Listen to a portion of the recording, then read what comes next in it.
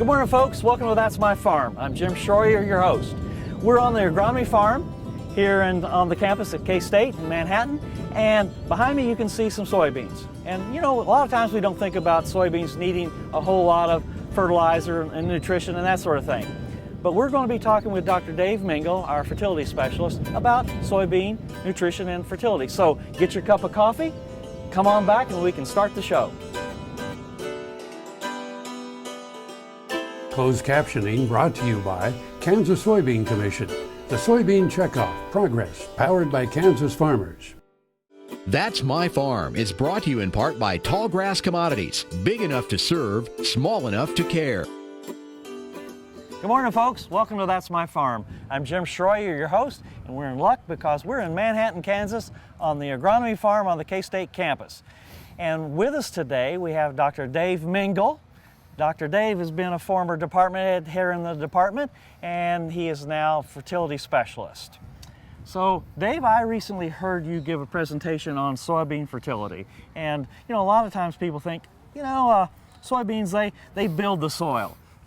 They're a soil building type of crop, but that's not quite right. Not quite right. You're right, Jim. They're actually a very extractive crop. They remove more nutrients than any other crop we grow. It's right. Yeah, I guess they're thinking about that, the phosphorus and potassium. Yeah, I really do. Okay, so I heard you give this presentation the other day, and you had 4 or 5 topics, and we're going to dwell into those topics right now, and let's talk about the importance of pH first. Okay. Well, I like to couple pH with soil testing because that's the way we want to manage it. Right, okay. Because one of the key, there's two really big factors. One is soybeans are legumes. Mm-hmm. They require the rhizobia bacteria to get the nodulation for nitrogen fixation. And that's the weak link.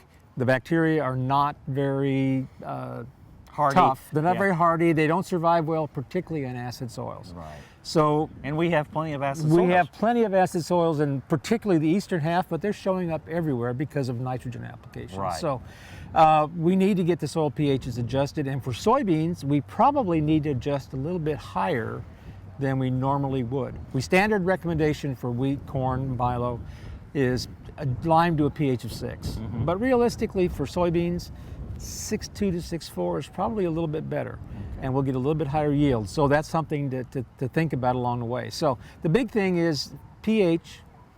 Look at variability in the soils because it does vary across the field substantially based on the soil color and clay content. Mm-hmm. And so if we could soil test by soil type or grid sample or some other system to look at the variability that's out there and make some variable rate adjustments, we can do a much better job of managing. So you're saying that not pull in the gate there, walk out, 50 feet and take in a couple samples and walk back in and mix them up. We're talking about intensive. We're talking about intensive sampling and management, and it will pay because it would not be unusual to see a 5 bushel differential due to soil pH variability across the field. Mm-hmm. Mm-hmm. Well, 5 bushel at today's $9 soybean price will pay for some lime. That's a little more than chump change. Yeah, it is, and so it's important and it's worthwhile to do this. So the pH is really the big thing. Okay. So what about the other end? Okay, that's a good point. The other end, high pHs. Mm-hmm. High pHs normally are not a major problem, except in some of our soils we run into iron chlorosis problems with soybeans. Mm-hmm. That's one we can't really change or adjust. Mm-hmm. We have to be aware of. Mm-hmm. And we want to make sure we don't over-lime to create those problems also. Right. But the biggest way that we can manage that, or the best way we can manage that, was variety selection. Most of the seed companies have done screening for iron chlorosis, and they have chlorosis-resistant varieties, and that's a pretty effective management tool. Right. Dave, we got to take a break now, so don't go away. We'll be right back. And if you folks at home, now's a good time to get a cup of coffee and rush right back, because we'll be back after these words from our sponsors. I'm a patient of Kansas Regenerative Medicine in Manhattan. I had stem cell therapy in my hips and my left knee. My wife and I both are patients. We went down there the same day in November. Since then, my hips are feeling a lot better. I can work now most of the day if I want to. And before, if I worked in the morning, I was done in the afternoon, or if I worked in the afternoon, I was sure enough done for the rest of the day. Biodiesel made from sustainable resources is diversifying our fuel supply. This year, biodiesel will displace over 1 billion gallons of fossil fuel nationwide. It's making our economy stronger and our communities healthier. It's working here and across America. Get biodiesel going in your community.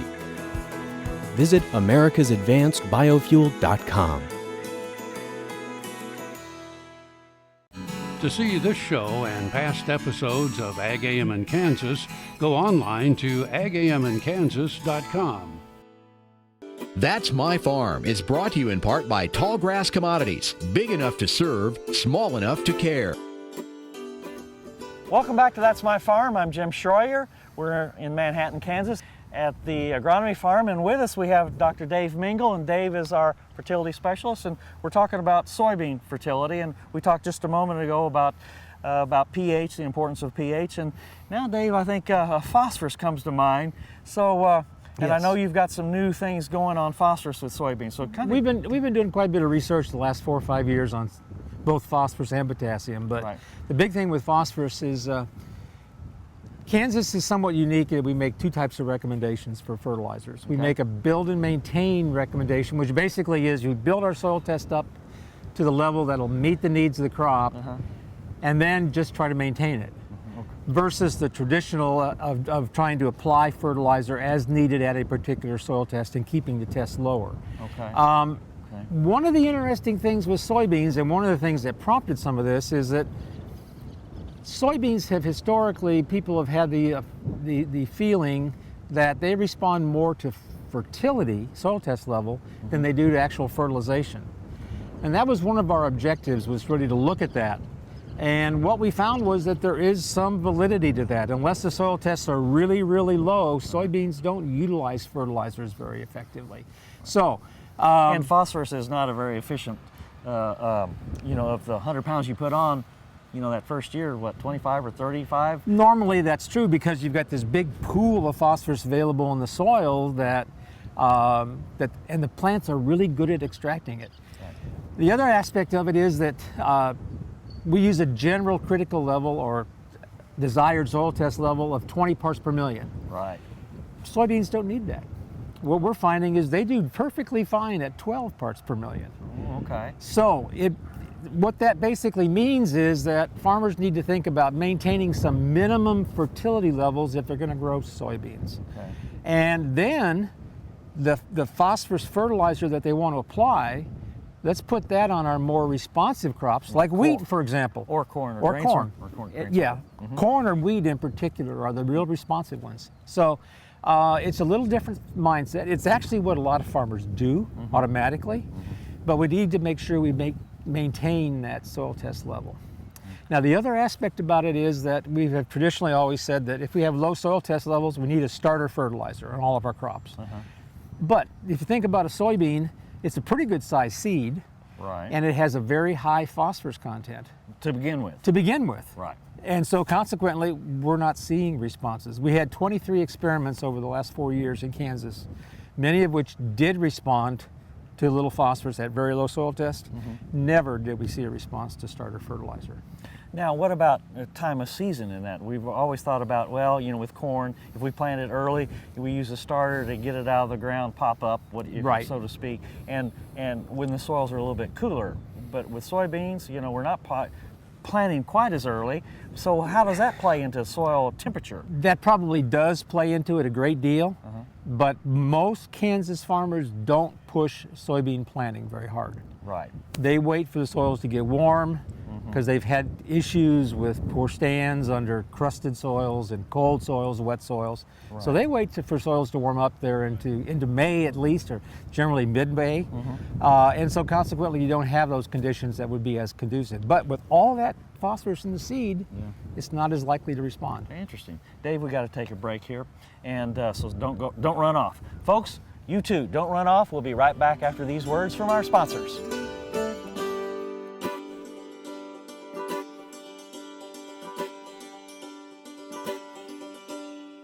Soil is the life of a farm, and for 25 years, SureCrop Liquid Crop Nutrition has helped growers produce abundant quality crops while preserving and improving the soils they steward. SureCrop offers complete soil and plant analysis with cropping recommendations, delivery direct to your on-farm storage, and quality crop nutrition custom blended for your field. Choose SureCrop for the assurance of excellence for your soil. Call today or visit their website for more information. Kansas Farm Bureau, the voice of agriculture, represents grassroots agriculture. The state's largest and most powerful farm organization stands up for its members through leadership development, agriculture education, legal defense, environmental advocacy, farm safety, and risk management. Members also enjoy money-saving benefits. To join our organization today or to learn more, go to www.kfb.org or find us on Facebook and Twitter. Tallgrass Commodities offers producers bulk commodities at a reasonable price with reliable service throughout the whole Midwest. To find out more about Tallgrass Commodities, visit tallgrass.us or call 785-494-8484. That's My Farm is brought to you in part by Tallgrass Commodities, big enough to serve, small enough to care. Welcome back to That's My Farm. I'm Jim Shroyer, and with us we have Dr. Dave Mengel, and we've been talking about soybean fertility, and we've talked about pH, we've talked about phosphorus, and another big one for soybeans, of course, is potassium. So yes. Dave, what can you tell us about potassium in soybeans? Potassium is a real easy one to resolve, but one that's often overlooked. Traditionally, we've thought that Kansas soils are very high in potassium. Just inherently in the parent material. And in many parts of the state, that's true. Even right around here, it's normally true, except we've farmed now for 100 years, and we've removed a lot of K, and our soil tests are going down. And we now have a lot of very low soil tests scattered around.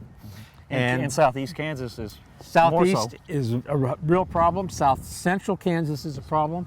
And just scattered everywhere, we see these problems. So we need to first soil test, get a good idea of what you need. We need about roughly 130 parts per million soil tests for potassium to have adequate amounts to meet the needs of the crop. And we really want to make sure we have that for dry years. Right. Because we get our biggest responses under dry weather. And so, the nice thing about K and the fact that it's so easy is we just have to broadcast it. Right. There's no response, there's no real responses to banding or starter or anything like that. Just test it and band it, or test it and broadcast it, and it'll take care of it. So it's a fairly easy one to do, but we see some very nice yield responses. Because we have soil tests, we need 130, we've got soil tests down to 40 and 50 parts per million in many parts of the state where they grow a lot of intensive soybean production. Well, so you'll see some symptoms. You'll see actual visual symptoms. You'll also see some really nice yield responses, and again, it's money in the bank for you. Well, I don't want to, I guess I am interrupting you here, but about the symptoms. You know, if a producer has been seeing some odd-looking soybean leaves and the yields have been kind of suppressed, depressed a little bit, what's a deficiency symptom in potassium going to look like? Generally, what you see is along the edges of the leaf, you'll get a firing or a burning that'll move towards the midrib, or towards the veins themselves. And it generally occurs in the lower leaves, but not always. Sometimes you can get some weather-induced problems, particularly with dry, hot weather, and they'll be at the very top. But it'll be a sort of a golden color and sort of a burning, and eventually, if it gets bad, it'll actually turn brown around the edges. The big thing with K is, again, do your soil testing and make sure you broadcast appropriate amounts to get that soil test up for that crop. 130 parts per million is the desirable. Baseline, basically. That's the baseline. Okay. Dave, don't go away. We got more to talk about, and you folks at home, don't go away either. We'll be right back after these words.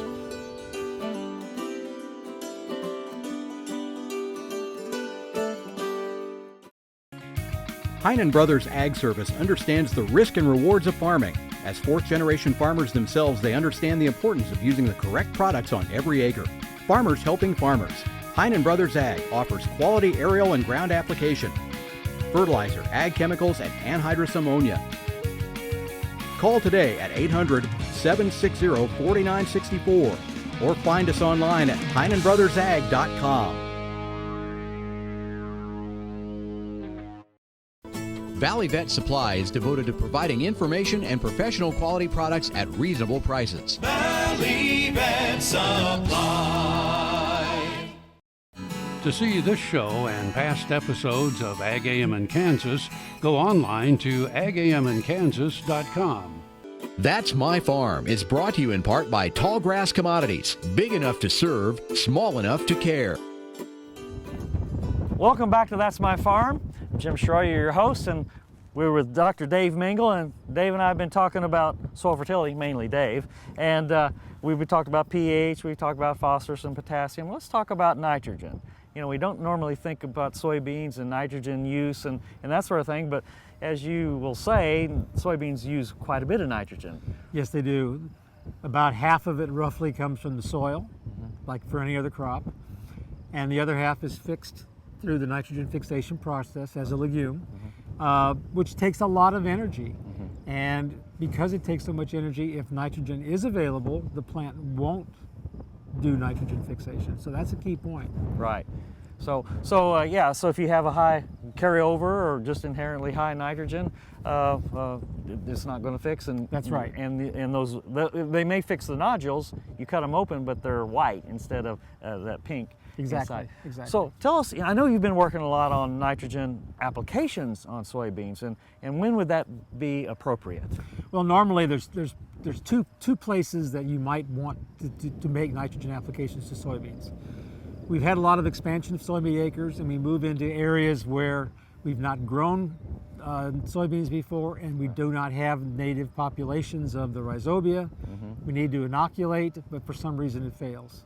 Then we get a nitrogen efficient plant. There's no nodules, it's yellow, and then just chlorotic. Very chlorotic. And then the question becomes, well, what can I do? You can fertilize with nitrogen. We did some studies in Saline County a few years ago, and got great responses to applied nitrogen, generally from flowering on. Right. And one location, for example, we responded to 90 pounds of N and got a 25 bushel yield increase. Now, you know, it would have been a lot better had the inoculation worked and we would have had the nitrogen fixation, but it still was very economic. The other situation that we can get into is that at very high yielding situations, high yield environments. High yield environments. Right. 60, 70 bushel yield potential. Irrigation is generally a piece of this. You get a situation where the nodules tend to shut off about the time the seed is really starting to fill and develop. Yeah, about R5. About R5. 5.5 to 6. Yep, exactly. And so when they shut off, then all the nitrogen that's present in the plant is translocated into the seed. Right. But if you get a very, very good growing season and you get a potential for a lot bigger seed, you can fill more, you might get a response to additional nitrogen. And some people have successfully put on 20 to 30 pounds of N late in the growing season, R3, 4, 5, somewhere along through there. Right. And gotten a response. Ray Lehman did some work here in Kansas back in the early 2000s. Right. And he, over in Shawnee County, got a response, about 5% yield increase 2 out of 3 years. Right. And that sort of is the type of data we see on a regular basis with that approach. Yeah, you know, like you were talking about, R3 starting pod and R4 3/4 inch at the upper foremost nodes. Hadn't set seed yet, and so you have time and you've got the water to get the nitrogen in. Exactly. Now, in dry land, that's not necessarily the case. That's correct. If you were over in the eastern part of the Corn Belt where you had much more frequent rainfalls and cooler temperatures, they can make that work a little bit better under dry land. But with our environment, it just doesn't work very well. Dave, don't go away. We've got to talk some more. Folks, now's your time to get a cup of coffee and hurry back to listen to those commercials, and we'll continue the conversation with Dave here.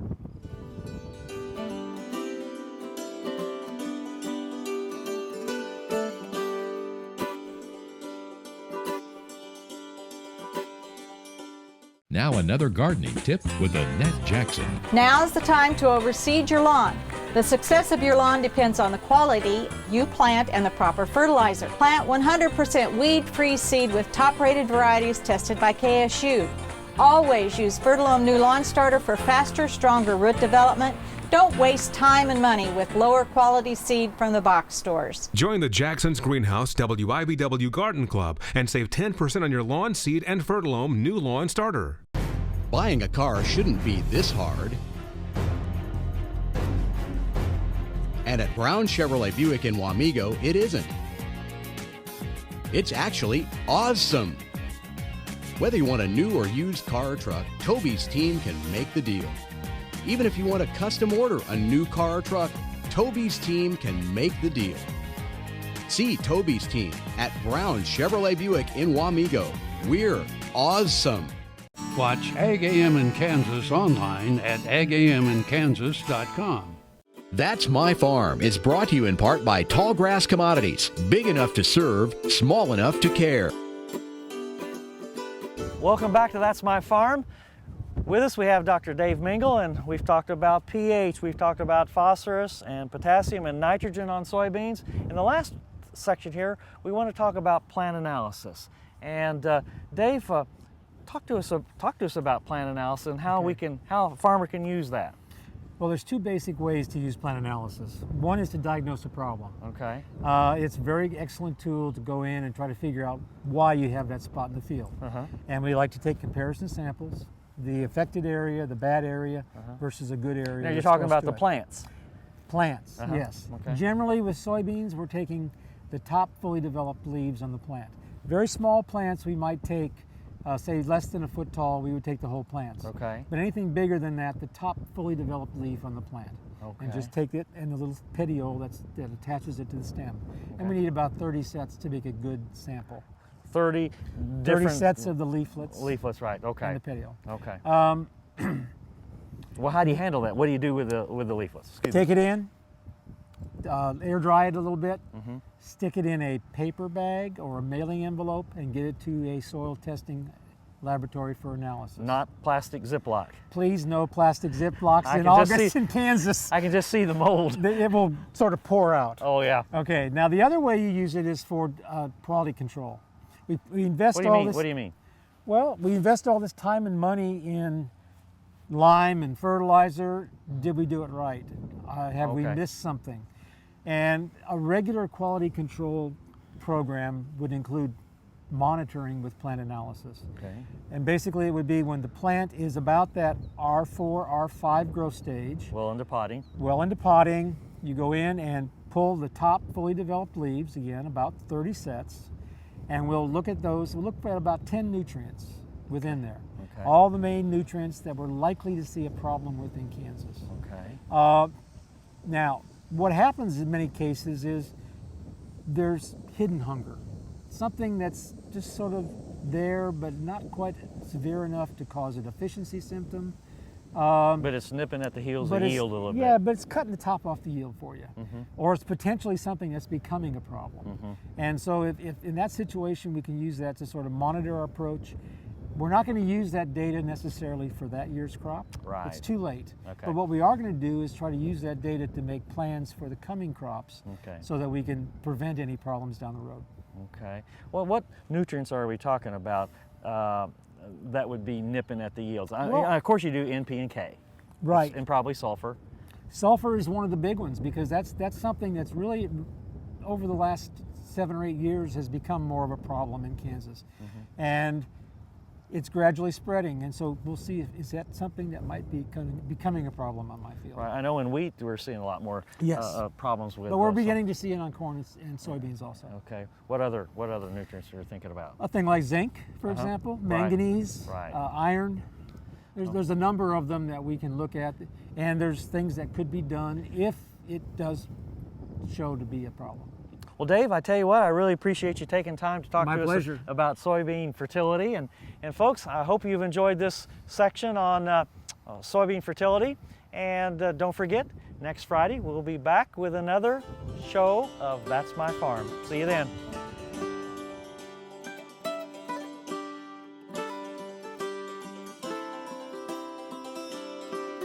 Closed captioning brought to you by Kansas Soybean Commission. The Soybean Checkoff Progress, powered by Kansas farmers.